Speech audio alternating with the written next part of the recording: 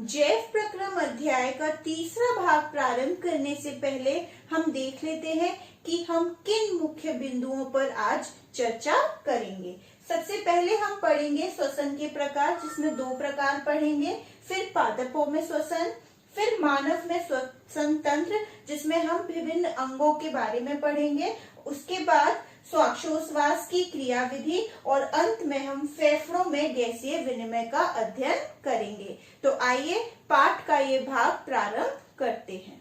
श्वसन के प्रकार। श्वसन कितने प्रकार के होते हैं? 2, ऑक्सी व अनऑक्सी। ऑक्सी या फिर कहे वायवीय श्वसन और दूसरा अनऑक्सी या अवायवीय श्वसन। ऑक्सी श्वसन नाम में ही छुपा हुआ है कि ऐसी श्वसन की अभिक्रिया जिसमें ऑक्सीजन की आवश्यकता होती है, और इसमें अनऑक्सी में ऑक्सीजन की आवश्यकता नहीं होती।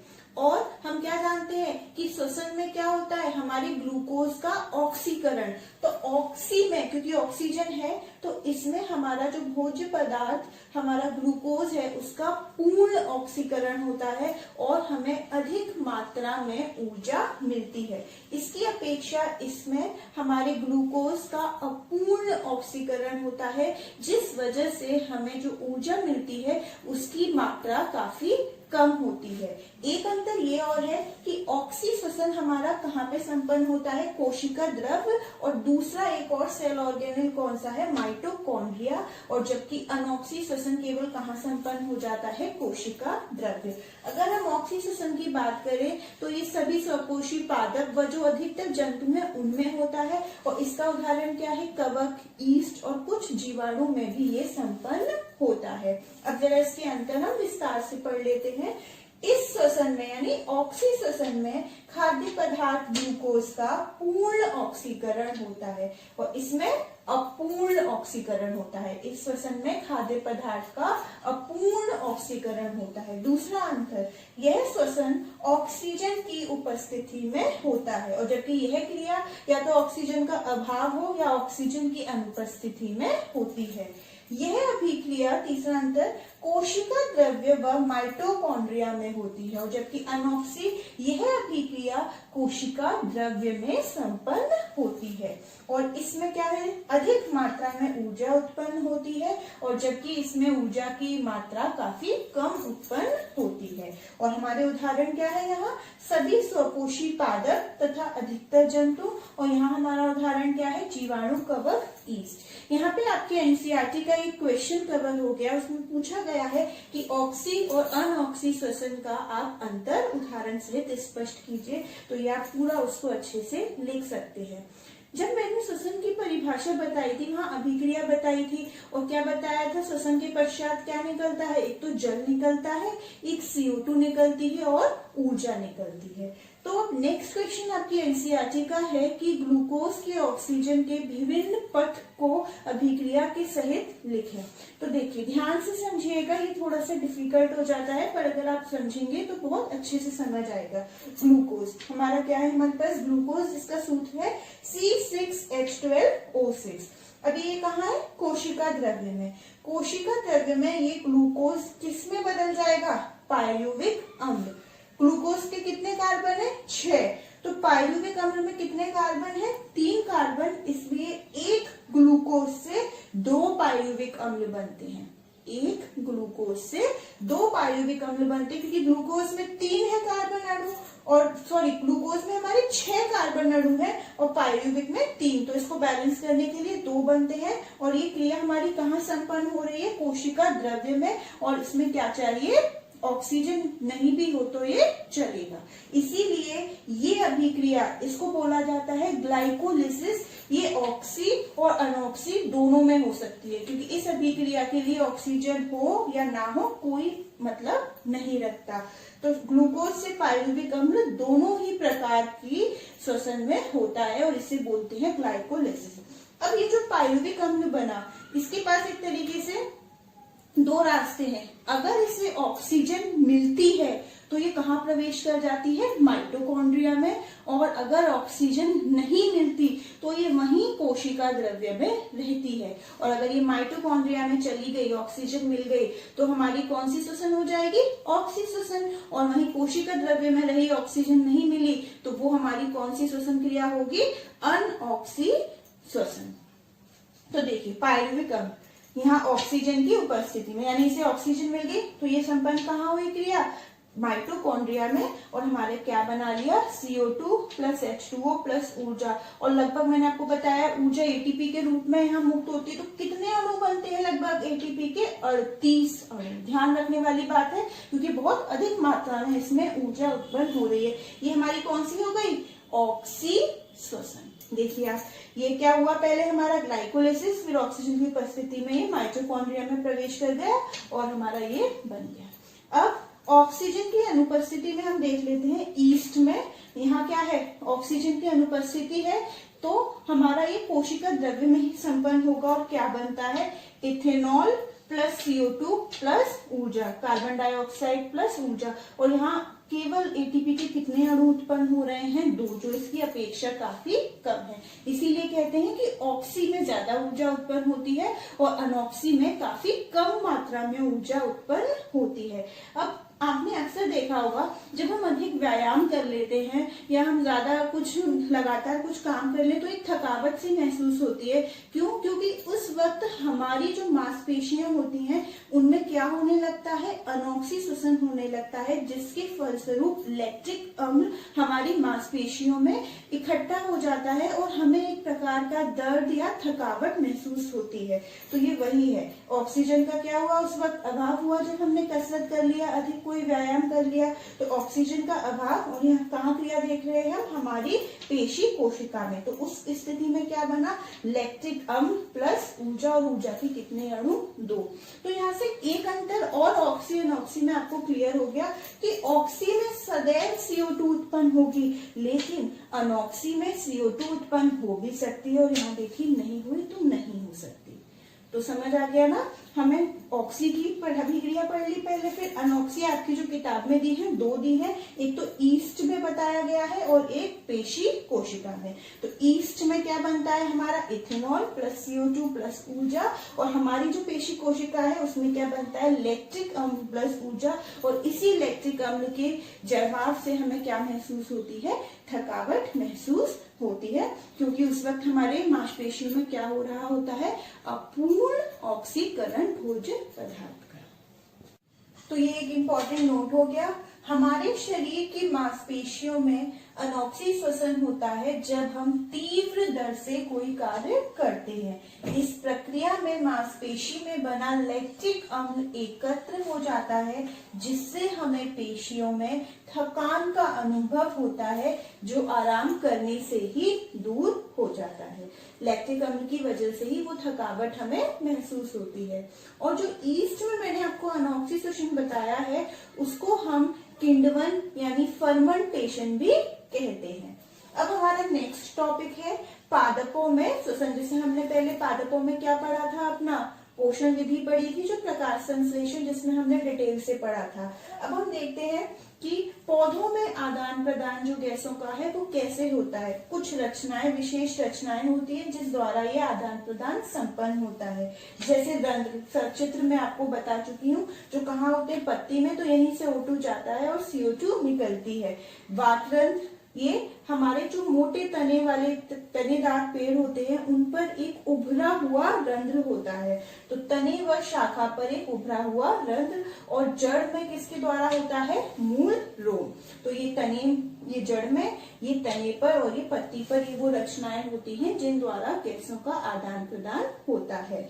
अब हम शुरू करते हैं जंतुओं में श्वसन। मैं मनुष्य में शुरू करूं उससे पहले 9th क्लास का थोड़ा रिकॉल कर लेते हैं, जहां आपने बायोडाइवर्सिटी चैप्टर में संघ, फाइलम्स पढ़े होंगे। और हर फाइलम में बताया था कि उसका जो उदाहरण, जो जीव है वो कैसे श्वसन की क्रिया करता है। तो वो कुछ देख लेते हैं जल्दी से। ये श्वसन अंग लिखे हैं मैंने, ये उदाहरण। जैसे कि कोशिका सतह द्वारा कौन कौन हमारा श्वसन करता है? अमीबा है, पैरामीशियम, हाइड्रा, एस्पेरिस, एपिडर्मिस और बहुत सारे। त्वचा द्वारा कौन करता है? केंचुआ, मेढक, जोंक। ट्रेकिया द्वारा कीट और तिलचट्टा। क्लोम मछली या फिर मेढक का लार्वा, ये सब हमारे कैसे श्वसन की क्रिया को संपन्न करते हैं? क्लोम द्वारा। और फेफड़े पक्षी, सरीसृप और स्तनधारी। अब हम अपना मनुष्य में श्वसन तंत्र शुरू करते हैं। मानव में श्वसन तंत्र के अंग क्रमागत हैं। सबसे पहले नासिका, उसके बाद ग्रसनी, मैंने बताया था ये जब हमने पाचन तंत्र पढ़ा था, ये कॉमन पैसेज है आहार नाल में जब हमने फूड पाइप पढ़ी थी, जो भोजन की नलिका थी उसके लिए, और श्वास नली जिसमें वायु जा रही है। उसके बाद कंठ, फिर श्वास नली, फिर श्वसनी, जो श्वास नली का जो विभाजन हो रहा है वो श्वसनी, और ये हमारे फेफड़े। फेफड़े के अंदर ये जो लाल गुब्बारे जैसी रचनाएं हैं ये हमारी कूपिका कहलाती हैं। और फिर ये डोम शेप, मंदिर का जैसे गुंबद होता है उसकी आकृति का ये है डायफ्राम। सबसे पहला हम देखते हैं नासिका। देखिए हवा जो है वायु वो यहाँ से प्रवेश करेगी, फिर हमारे कहाँ जाएगी? श्वास नली। श्वास नली से कहाँ जाएगी? श्वसनी। श्वसनी के पास कूपिका के पास, और कूपिका पर क्या होगा? हमारे गैसों का आदान प्रदान। नासिका, वायु शरीर के अंदर नासाद्वार द्वारा जाती है। अब एक क्वेश्चन आता है अक्सर कि हमें वायु हमेशा नाक द्वारा लेनी चाहिए, बल्कि एक मुंह से भी सांस ली जाती है, तो मुंह से न लेकर नाक से लेना क्यों अच्छा है? क्योंकि नाक से जो वायु जाती है अगर उसमें कुछ अशुद्धियां होती हैं तो नाक में जो छोटे छोटे रोग, जो बाल होते हैं, वो उन अशुद्धियों को एब्सॉर्ब कर लेते हैं, अवशोषण कर लेते हैं और उस वायु को क्या बना देते हैं? स्वच्छ। तो वही लिखा है यहाँ, इससे जाने वाली वायु मार्ग में उपस्थित महीन बालों द्वारा धूल तथा दूसरी अशुद्धियों से रहित हो जाती है। दूसरा हमारा पॉइंट है ग्रसनी। इसमें श्वास नली तथा आहार नाल दोनों खुलते हैं। अब थोड़ा सा कंफ्यूजन होता है कि जब आहार नाल और श्वास नली दोनों खुलती है तो फिर कैसे वायु जाएगी आगे और हमारा भोजन जाएगा आहार नाल में। वो थोड़ा इस तरीके से समझिए, जैसे मान के चलिए ये आपकी है ग्रसनी, यहाँ पे हमारा भोजन भी है और वायु भी है। अभी हमारे दो भाग में विभाजित हो जाती है। यहाँ पे ये है हमारा क्या? श्वास नली है ये वाली, और ये हमारी क्या है? आहार नाल में भोजन की नली है। अब होता क्या है, भोजन किससे चला जाएगा? आहार नाल से, और वायु किससे चली जाएगी? श्वास नली से। आहार नाल का जो इसका छिद्र है उसको कहते हैं हम गलेट। क्या कहते हैं? गलेट। और जो श्वास नली का छिद्र है उसे कहते हैं ग्लॉटिस। अब हमारे भोजन के कण श्वास नली में नहीं चले जाए, इसलिए ये जो ग्लॉटिस है ये एक पतली चपटे जैसी एक ढक्कन से ढका होता है जिसे कहते हैं एपीग्लॉटिस। आप ऐसे याद करिए, ग्लॉटिस के ऊपर एपीग्लॉटिस। ग्लॉटिस का जो ढक्कन है वो क्या है? एपीग्लॉटिस। और इसका कार्य क्या है? ये श्वास नली में भोजन के कणों को जाने से रोकता है। और ये एपीग्लॉटिस किसका बना है? उपास्थि का। इसीलिए कहा जाता है कि खाते समय बोलना नहीं चाहिए, क्योंकि अगर खाते समय ज्यादा बोलेंगे और गलती से भोजन के कुछ कण श्वास नली में चले गए तो ये जानलेवा हो सकते हैं। तीसरा हमारा अंग है कंठ। यह ग्रसनी के पीछे एक छोटे बक्से के समान रचना है, बक्से के समान होता है। ये पुरुषों में अक्सर आपने देखा होगा, एक टीन एज के बाद जब टीन एज शुरू होती है कुछ वॉइस में उनके चेंजेस होते हैं, वो डीपर होती जाती है, और ये चीज क्या है? उभरी हुई होती है, वो इसी वजह से होती है। इसको कहते हैं एडम्स एप्पल या फिर टेटुआ। ये पुरुषों में गले के सामने बाहर की ओर उभरा दिखाई देता है, जिसे टेटुआ या एडम्स एप्पल कहते हैं। श्वास नली, हमने आहार नाल में जो हमने भोजन की नली पढ़ी थी, फूड पाइप, वो लगभग कितने सेंटीमीटर थी? 25 सेंटीमीटर लंबी। ये लगभग 10 से 12 सेंटीमीटर लंबी होती है। श्वास नली का ऊपरी छिद्र ग्लॉटिस कहलाता है। ये छिद्र पत्ती की आकृति के उपास्थि युक्त पार्ट से ढका रहता है, जिसे एपीग्लॉटिस कहते हैं, जो मैंने अभी आपको बताया था। इसका कार्य क्या है? ये एपीग्लॉटिस श्वास नली में भोजन के कणों को आने से रोकता है। ये आपकी एक एनसीईआरटी का क्वेश्चन है कि एपीग्लॉटिस क्या है और उसका कार्य क्या होता है, तो वो आपका आंसर यहाँ से आपको मिल जाएगा। अब आप देख रहे हैं श्वास नली में ये जो मैंने लाल लाल ये सी जैसी छोटी आकृति करी है, ये हमारी उपास्थि की बनी है। इनका एक विशेष कार्य है, अगर इसके अंदर वायु ना हो तो ये आपस में इसकी दीवार चिपके ना, तो ये सी शेप जो रचना है इसको उस चीज से बचा रही है। तो वही लिखा है, श्वास नली में सी आकृति की उपास्थि के अधूरे छल्ले होते हैं जो इसमें वायु न होने पर इसकी दीवारों को चिपकने से रोकते हैं। इसके बाद हमारा अंग है श्वसनी। जब श्वास नली हमारी ये जो दो विभाजन दिख रहा है, ये क्या है, श्वसनी। और जैसे ही ये हमारे लंग में, हमारे फेफड़ों में प्रवेश कर जाती है, ये और अपनी शाखाओं में विभाजित हो जाती है, फिर इसकी शाखाएं उप शाखाओं में विभाजित हो जाती हैं, फिर अंत में कूपिका नलिकाओं में विभाजित हो जाती है। देखिए, श्वासनली वक्ष में पहुंचकर दो छोटी शाखाओं में विभाजित हो जाती है, जिसे श्वसनिया कहते हैं। ये क्या है, आपकी श्वसनी यानी प्राइमरी। फिर ये जो नीली जो अंदर प्रवेश हो रही है सेकेंडरी। फिर हरी हरी क्या है, ये जो हरी है इसकी उपशाखाएं टर्शरी। और ये जो ब्लैक दिख रही है, ये ब्लैक ये क्या है, कूपिकाएं नलिकाएं, जिन पे क्या होता है, कूपिकाएं होती हैं। प्रत्येक श्वसनी अपनी ओर के फेफड़े में प्रवेश करके अनेक शाखाओं तथा उप शाखाओं में बंट जाती है। इसकी अंतिम महीन उपशाखाएं कूपिका नलिकाएं कहलाती हैं और इसी पे क्या होती है, ये कूपिकाएं। कूपिका एक तरीके से क्या है, फेफड़े की संरचनात्मक एवं क्रियात्मक इकाई है, क्योंकि इसी पर ही हमारा गैसों का आदान प्रदान होता है। तो अब हमने ये श्वसनी पढ़ ली। श्वसनी के बाद हमारा कौन सा अब हम अंग पढ़ेंगे, अपना फेफड़े। फेफड़े मनुष्य के प्रमुख श्वसन अंग है और ये संख्या में कितने, देखिए चित्र में 2 है। और ये हमारे कोमल व लचीले अंग है, हल्के गुलाबी रंग के। इन पर दोहरी झिल्ली का एक आवरण होता है जिसे हम कहते हैं फुफ्फुसावरण। और ये आवरण इसको क्या करता है, भारी आघातों से सुरक्षा प्रदान करता है। ये जिस गुहा में उपस्थित होते हैं फेफड़े, उसको कहते हैं फुफ्फुस गुहा, क्योंकि फेफड़े का दूसरा नाम क्या है, फुफ्फुस। और उस गुहा में एक तरल पदार्थ भरा रहता है जो इसको घर्षण से भी बचाता है। आप इसका चित्र देखिए, ये हमारा कौन सा है, ये हमारा दाया यानी कि सीधे हाथ का फेफड़ा है और ये हमारा बाया उल्टा फेफड़ा है। बनाने में ये जरूर सीधा आता है, लेकिन जब हम यूं सीधे खड़े होंगे तो ये हाथ हमारा कौन सा होता है, सीधा, और ये वाला हाथ कौन सा होगा, उल्टा। ये वाला जो हमारा दाया है, सीधा फेफड़ा जो है, सीधे हाथ वाला, वो हमारा थोड़ा कैसा होता है, बड़ा होता है और इसमें 3 लोब होते हैं, जबकि इसमें 2 लोब होते हैं और ये थोड़ा नैरो, देखिए सकड़ा सा होता है। और यहाँ जो आपको थोड़ी जगह सी दिख रही है नोट, यहाँ पे हमारा हृदय दिल उपस्थित होता है। वही सब लिखा है। फेफड़े मनुष्य के प्रमुख श्वसन अंग है। ये संख्या में 2 हल्के गुलाबी रंग के कोमल तथा लचीले अंग है।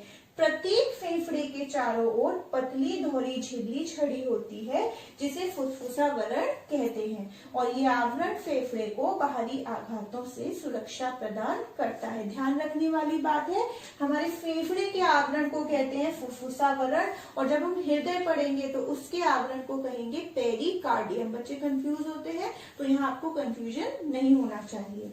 हमारे अब इसके बाद का अंग है कूपिका। ये जो आपको गुब्बारे नुमा संरचना दिख रही है, जो एक गुच्छा सा दिख रहा है अंगूर का, ये क्या है, कूपिका। यानी श्वसनी का जो अंतिम छोर है वो किस पर आकर रुक रहा है, कूपिका। और ये कूपिका क्या है, फेफड़े की क्रियात्मक एवं संरचनात्मक इकाई, क्योंकि कूपिका की सतह पर ही गैसों का आदान प्रदान होता है। और एक क्वेश्चन है कि फेफड़े किस तरीके से अभिकल्पित है हमारे, जिससे कि हमारा श्वसन अच्छे से हो सके। तो आप याद कीजिए, जब मैंने पोषण पढ़ाया था तो पाचन तंत्र में क्षुद्रांत छोटी आंत में क्या थे, रसांकुर, अधिक पृष्ठ क्षेत्रफल देने के लिए। ठीक उसी प्रकार यहाँ पर ये गुब्बारे सुमार रचनाएं क्या प्रदान कर रहे हैं, इसको अधिक क्षेत्रफल, जिससे कि हमारा जो श्वसन है वो अच्छे से संपन्न हो पाए। तो वही लिखा है, कूपिका फेफड़े की संरचनात्मक एवं क्रियात्मक इकाई है। श्वसनिकाओं का अंतिम सिरा गुब्बारे समान संरचना का होता है जिसे कूपिकाएं कहते हैं। कूपिकाओं की भित्ति कैसी होती है, बहुत पतली तथा इसमें अत्यधिक संख्याओं में रक्त वाहिकाएं होती हैं, जिसके कारण गैसों का आदान प्रदान सुविधा पूर्वक हो जाता है। ये कूपिका बेहतर श्वसन के लिए सतही क्षेत्रफल को बढ़ाती है। तो यहाँ से आपको आपका वो आंसर मिल गया। लास्ट हमारा अंग है डायाफ्राम। ये डायाफ्राम का क्या काम है? ये हमारी वक्ष गुहा और जो उदर गुहा है उसको एक दूसरे से पृथक करती है, एक दूसरे से अलग करती है। अब हम श्वासोच्छ्वास की क्रियाविधि समझ लेते हैं, यानी सांस लेने की क्रियाविधि। इसमें 2 चरण होते हैं, अंतः श्वसन और निःश्वसन। अंतः श्वसन यानी जिसके अंदर वायु अंदर जा रही है, जिस चरण में, जिस प्रक्रिया में, और निःश्वसन जिसमें CO2 वाली जो दूषित वायु है हमारे शरीर से बाहर निकल रही है। होता क्या है, जब हम सांस लेते हैं, वायु लेते हैं, तो वो हमारे फेफड़े में जाती है, जिसकी वजह से क्या होता है, हमारा जो डायाफ्राम होता है वो कैसा हो जाता है, चपटा हो जाता है, क्योंकि उसकी आकृति पहले कैसी होती है, ऐसी डोम नुमा, गुम्बद जैसी होती है। तो जब वायु अंदर जाती है तो ये चपटा हो जाता है, और जो पसलियां होती हैं वो हमारी चारों ओर फैल जाती है, जिस वजह से वक्ष गुहा का जो आयतन होता है वो बढ़ जाता है और हमारी छाती फूल जाती है। जबकि निःश्वसन में क्या होता है, जब CO2 वाली वायु बाहर निकलती है तो फेफड़े क्या कर जाते हैं, सिकुड़ जाते हैं। क्यों? क्योंकि जो डायाफ्राम होता है वो अपनी पुरानी स्थिति में आ जाता है और पसलियां भी अपनी पुरानी स्थिति में आ जाती है। तो यही अंतर है अंतः श्वसन। इस क्रिया द्वारा बाहर की शुद्ध वायु फेफड़ों में पहुंचती है, जबकि निःश्वसन में इस क्रिया द्वारा CO2 वाली वायु फेफड़ों से बाहर निकलती है। अंतः श्वसन क्रिया में डायाफ्राम समतल हो जाता है। देखिए आप चित्र में, समतल हो जाता है यानी चपटा, फ्लैट हो जाता है। वह पसलियां बाहर एवं ऊपर की ओर फैलती हैं, जिससे वक्ष गुहा का आयतन, जो साइज होता है, वो बढ़ जाता है और छाती भी फूल जाती है। और इसके विपरीत निःश्वसन में क्या होता है, इस क्रिया में डायाफ्राम एवं पसलियां अपनी सामान्य स्थिति में आ जाती है। देखिए फिर से ये डोम शेप हो गए, और जो वक्ष गुहा है वो अब हमारा उसका आयतन कम हो जाता है और जो वायु है वो बाहर चली जाती है। क्योंकि दोनों ही, बाहर की वायु जब बाहर से अंदर है, क्योंकि वायु के दाब में क्या है, अंतर है, इस वजह से वो अंदर O2 वाली जो वायु है और CO2 वाली बाहर निकल जाती है। अब एक इम्पोर्टेंट नोट है, श्वसन चक्र में जब गैस अंदर जाती है और CO2 वाली बाहर निकलती है तो हमारे फेफड़ों में हमेशा एक अपशिष्ट आयतन रहता है गैसों का, यानी रेसिडुअल वॉल्यूम रहता है, जिससे O2 गैस से अच्छे से अवशोषित हो सके और CO2 वाली गैस अच्छे से शरीर से बाहर निकाली जा सके। तो यही इंपॉर्टेंट नोट है। श्वास चक्र के समय जब वायु अंदर और बाहर होती है, फुफ्फुस सदैव वायु का अवशिष्ट आयतन रखते हैं, जिससे ऑक्सीजन के अवशोषण तथा CO2 के निष्कासन के लिए पर्याप्त समय मिल जाता है। श्वसन प्रक्रम से संबंधित ये हमारा आखिरी टॉपिक है, फेफड़ों में गैसीय विनिमय, यानी फेफड़ों में पहुंचकर गैस का कैसे आदान प्रदान होता है। ये आपके एनसीईआरटी का भी क्वेश्चन है कि मनुष्य में ऑक्सीजन और कार्बन डाइऑक्साइड का परिवहन कैसे होता है। सबसे पहले ये कैसे होता है, किस विधि द्वारा होता है, सामान्य विसरण द्वारा। आपने पढ़ा ही होगा 9वीं कक्षा में कि विसरण क्या होता है, अपनी अधिक सांद्रता वाली जगह से किसी का, चाहे वो गैस हो चाहे द्रव हो, उसका अपनी कम सांद्रता वाली जगह तक गमन ही हमारा क्या कहलाता है, विसरण।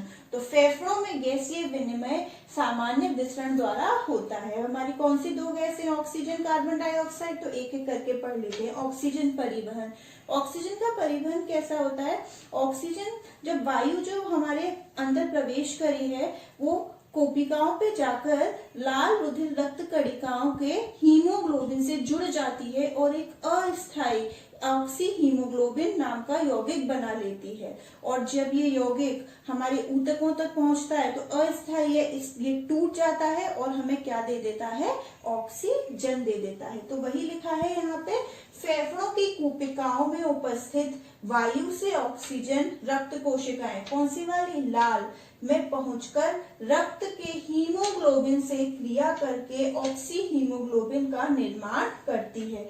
ये अस्थायी ऑक्सी हीमोग्लोबिन ऊतकों में पहुंचकर ऑक्सीजन को मुक्त कर देता है। मतलब कि ऑक्सीजन का वाहक कौन हुआ? हीमोग्लोबिन, जो किसके पास है? लाल रक्त की कोशिकाओं के पास है। ऐसे समझिए जैसे कोई विद्यालय, कोई बच्चा किस में जाता है, कोई ऑटो में जाता है, कोई बस में, कोई साइकिल पर भी जाता है, तो वो आपके वाहक हो गए। ठीक उसी प्रकार से ऑक्सीजन किस पे बैठ के गई है? हमारे हीमोग्लोबिन पर। अब है कार्बन डाइऑक्साइड परिवहन। कार्बन डाइऑक्साइड जल में अधिक घुलनशील है, इसलिए ये रुधिर के प्लाज्मा वाले भाग में घुल जाती है और इसी अवस्था में इसका परिवहन होता है। थोड़ा बहुत 9th में आपने पढ़ा ही होगा कि रुधिर को हम 2 भाग में पढ़ते हैं, प्लाज्मा और रुधिर कणिकाएं। तो कौन सा वाला भाग? प्लाज्मा में ये घुल जाता है। कार्बन डाइऑक्साइड जल में अधिक घुलनशील है, इसलिए इसका हमारे शरीर में ऊतकों से फेफड़ों तक हमारे रक्त के प्लाज्मा में घुले हुए रूप में वहन होता है। यहाँ हमने पूरा अपना श्वसन प्रक्रम ही फिनिश कर दिया है और अब हमारा कौन सा प्रक्रम शुरू होगा? परिसंचरण। अंत में गृह कार्य के लिए कुछ प्रश्न देख लेते हैं। पहला, ईस्ट में किस प्रकार का श्वसन पाया जाता है? दूसरा, श्वसन के लिए ऑक्सीजन प्राप्त करने की दिशा में एक जलीय जीव की अपेक्षा स्थलीय जीव किस प्रकार लाभप्रद है? तीसरा, श्वसन क्रिया में हीमोग्लोबिन की क्या भूमिका है? और आखिरी चौथा प्रश्न है, मनुष्य के श्वसन तंत्र का नामांकित चित्र बनाइए।